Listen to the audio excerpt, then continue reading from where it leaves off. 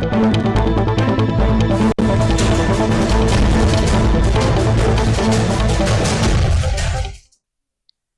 से एक बड़ी खबर सामने आ रही है, जब सपा अध्यक्ष अखिलेश यादव का ट्वीट आया है। बता दें कि मंदिर जाने से रोकने वाले अधर्मी, ये कहा गया है, अखिलेश यादव ने कहा है मंदिर जाने से जो रोके वो अधर्मी है। अखिलेश ने बयान दिया है क्योंकि वो धर्म के मार्ग में बाधा बन रहा है। लखनऊ में एक बड़ी और खबर सामने आ रही है, जो अखिलेश यादव ने ट्वीट किया है और ट्वीट के माध्यम से उन्होंने बोला है कि मंदिर जाने से रोकने वाले जो रोकते हैं वो अधर्मी है, क्योंकि वो धर्म के मार्ग में बाधा बन रहे हैं।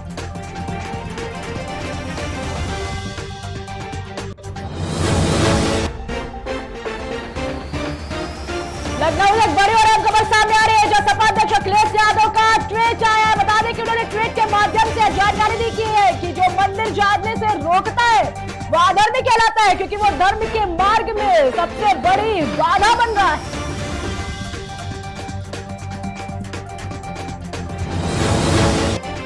वहीं दिल्ली से एक बड़ी और अहम खबर सामने आ रही है, जो वायुसेना के विमान हादसे में वायुसेना का बयान आया है। 2 लड़ाकू विमान ग्वालियर के पास दुर्घटनाग्रस्त पाए गए।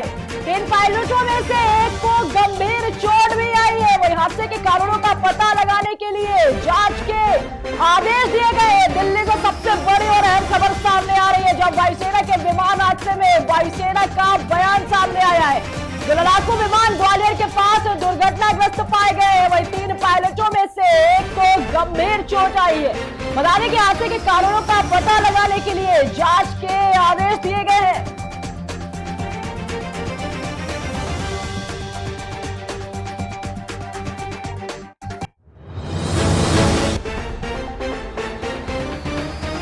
दिल्ली से एक बड़ी खबर सामने आ रही है, जो वायुसेना के विमान हादसे में वायुसेना का बयान सामने आया है। बता दें कि 2 लड़ाकू विमान ग्वालियर के पास दुर्घटनाग्रस्त हो गए।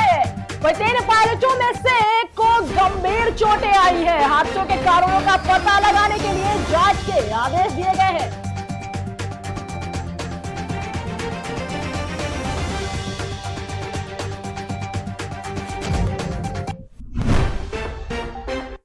विश्व हिंदू परिषद के अध्यक्ष प्रवीण तोगड़िया अपने 2 दिवसीय दौरे पर अमेठी जिले पहुंचे हैं, जहां पर जगह जगह विश्व हिंदू परिषद के कार्यकर्ताओं ने फूल मालाओं से उनका स्वागत किया है।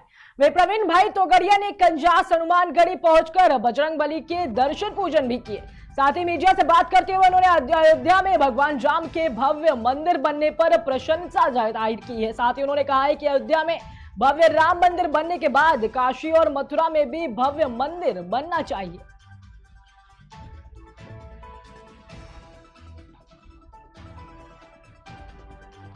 भगवान राम का भव्य मंदिर बन रहा है, आनंद की बात है। पर वहां महाराजा विक्रमादित्य का बनाया हुआ मंदिर था ही, क्यों फिर से बनाना पड़ा? टूट गया। फिर से वही तन से सर जुदा करने वाली जिहादी शक्तियां भारत में सर उठा रही है। यदि हिंदू जगे नहीं और जनसंख्या असंतुलन रोका नहीं, जनसंख्या नियंत्रण का कानून नहीं बनाया, तो अगले 50 वर्ष में राम मंदिर के लिए भी खतरा होगा और देश के करोड़ों हिंदुओं के लिए भी खतरा होगा। इसलिए हम हिंदुओं को जगा रहे हैं कि हम सबके घर सुरक्षित रहे, संपत्ति खेत सुरक्षित रहे, सबको अच्छी शिक्षा, स्वास्थ्य, रोजगार और किसानों को फसल के दाम मिले। भगवान राम को तो सुंदर घर मंदिर मिलना ही चाहिए।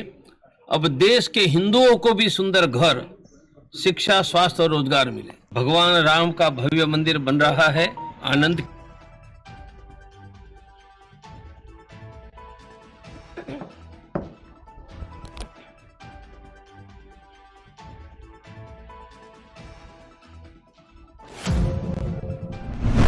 खबर लखीमपुर खीरी के निगाशन क्षेत्र से है, जहां योगी राज में न्यायालय के आदेशों की धज्जियां उड़ाई जा रही। दरअसल बीजेपी के कार्यकर्ता ने अपनी दबंगई के बल पर गन्ने की फसलों को काट दिया। आरोप किए कि 4 बीघा भूमि पर गन्ने की फसल खड़ी थी और इसी भूमि का मुकदमा न्यायालय में विचाराधीन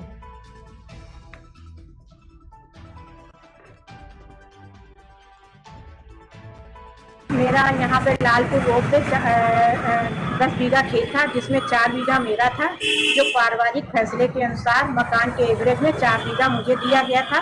मकान मेरा बना नहीं था, खंडहर था, उस एवरेज में दिया था। और जो मकान था वो उस समय 2 मंजिला बना हुआ था, तो इस वजह से उन लोगों ने 4 बीघा खेत दिया था। पैसा न होने के कारण कहा 4 बीघा खेत ले लो, बेचकर अपना बनवाओ। लेकिन मैंने बेचा नहीं, किसी तरीके से कर्जा लेके अपने मकान को रहने के लिए बनाया। उसमें 40 साल से मतलब पहले का फैसला बराबर लगातार हम लोग रह रहे हैं। 25 जनवरी को दोपहर में हम सवेरे एकदम से मेरा खेत वो काटने लगे, और काट के पूरे गन्ने को खड़ी फसल हमारी हमें देखकर इतना दुख हुआ।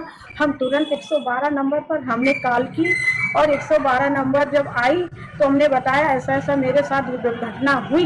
लेकिन उसके बाद 100 नंबर जब लौट के आई तो फिर गन्ना काटा जाने लगा। दूसरी बात, जब हमने दूसरे दिन सवेरे जब उठे 8 बजे बिस्तर में थे, तो मेरा जो वहाँ पे जो साझेदार था कहने लगा मैडम फिर आपका गन्ना कटने लगा। फिर मैं तुरंत उस समय 9 बजे थाने में पहुँची।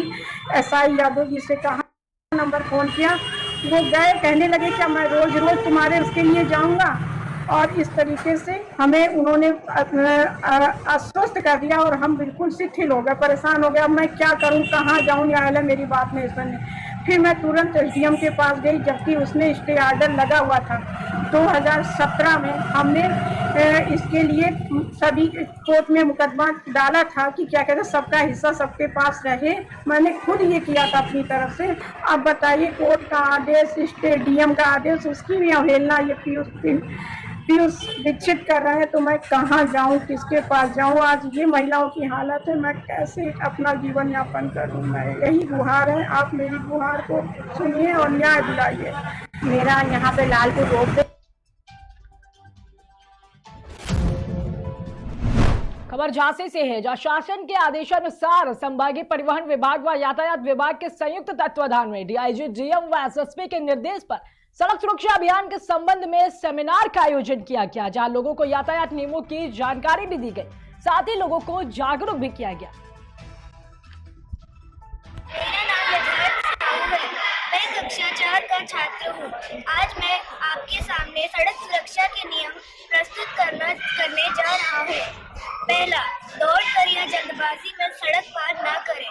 दूसरा, खड़ी गाड़ियों के सामने से या बीच में से सड़क पार ना करें।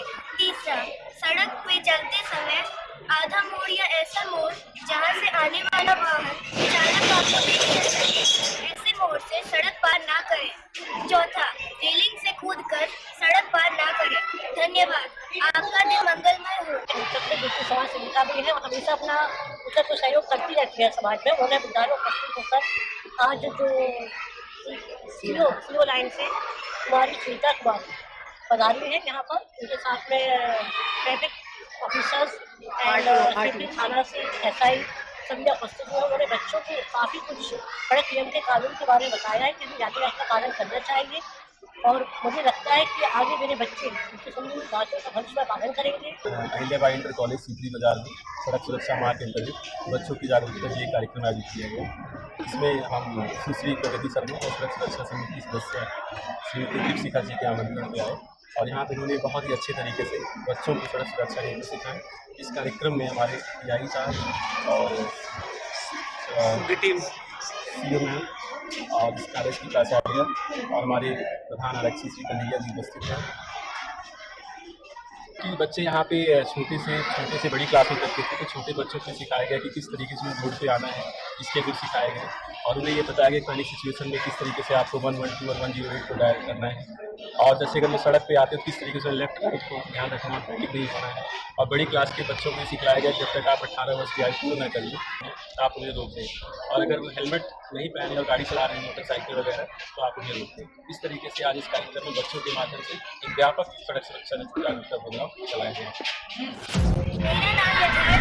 खबर कर्नाटक के विजयपुर जिले से है, जहां चर्चित तालुका के बरजोल गांव में वार्षिक स्नेह सम्मेलन मनाया गया।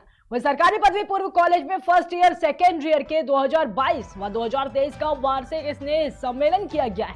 वार्षिक सम्मेलन में SSPU कॉलेज के प्रिंसिपल ने छात्र छात्राओं को तमाम तरह की जानकारियां भी दी।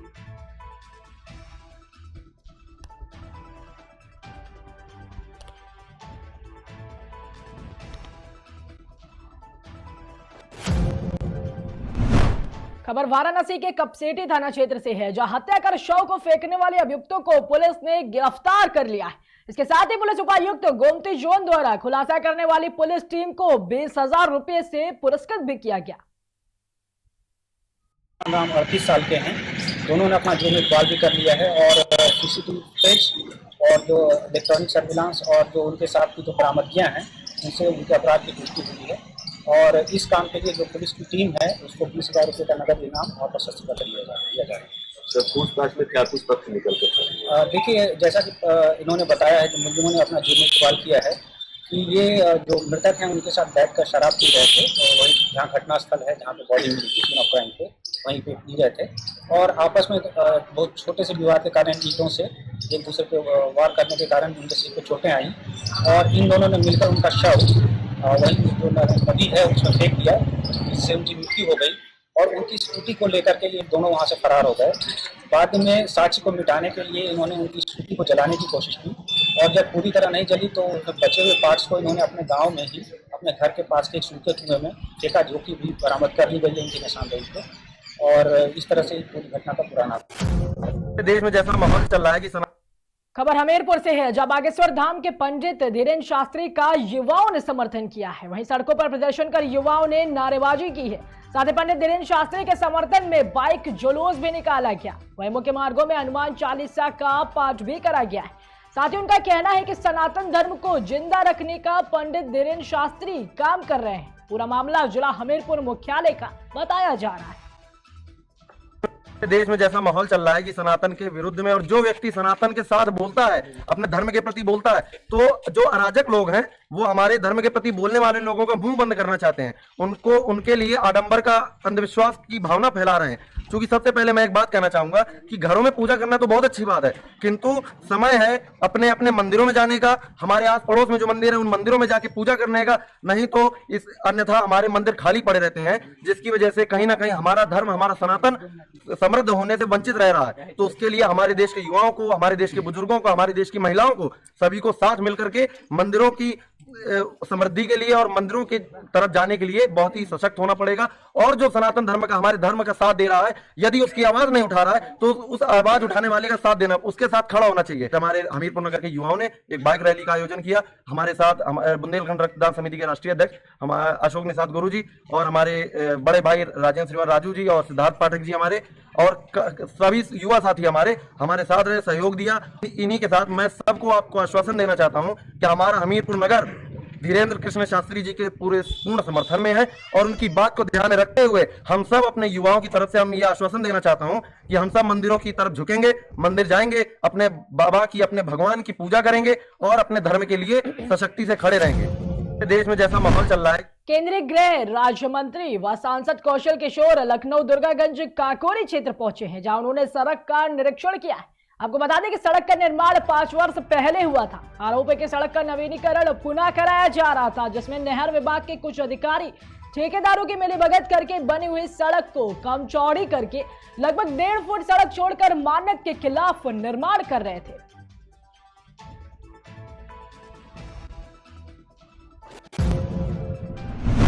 वही खबर छत्तीसगढ़ के जांजगीर चांपा जिले से है, जहां किराना दुकान की आड़ में शराब की बिक्री करने वाले आरोपियों को पुलिस ने गिरफ्तार कर लिया है। पुलिस ने पकड़े गए आरोपियों के पास से भारी मात्रा में अवैध शराब भी बरामद की है। बता दें कि वहीं पुलिस आगे की कार्रवाई में जुट गई। आज मुलमुला पुलिस को ग्राम गश्त के दौरान सूचना मिली थी मुखबिर से कि मुरलीडी निवासी कुमार गौरव नोरगे उम्र 35 वर्ष गांव में किराना दुकान संचालित करता है और उसकी आड़ में अवैध रूप से मदिरा की बिक्री करता है की सूचना पर गवाहों के साथ पुलिस वहां पे जाकर दबिश दी और आरोपी के किराना दुकान में रखे 35 पाव देसी मदिरा को विधिवत जब्त कर मौके पर कार्रवाई करते हुए आरोपी को गिरफ्तार किया गया है और उसको माननीय न्यायालय में रिमांड पर भेजा गया है। आज मुलमुला पुलिस को ग्राम गश्त के दौरान खबर एचा से है, जब मासिक बैठक जिला शिक्षा एवं प्रशिक्षण के बाद एआरपी जैतरो और एआरपी अवगढ़ आपस में भिड़ गए। इस दौरान दोनों में जमकर मारपीट भी हुई है। वहीं मौके पर मौजूद लोगों ने बीच बचाव भी किया। दोनों के बीच मारपीट की वजह का अभी तक कोई पता नहीं लग पाया है। वहीं पूरा मामला एटा के शिक्षण संस्थान हरचंदपुर कला का बताया जा रहा है।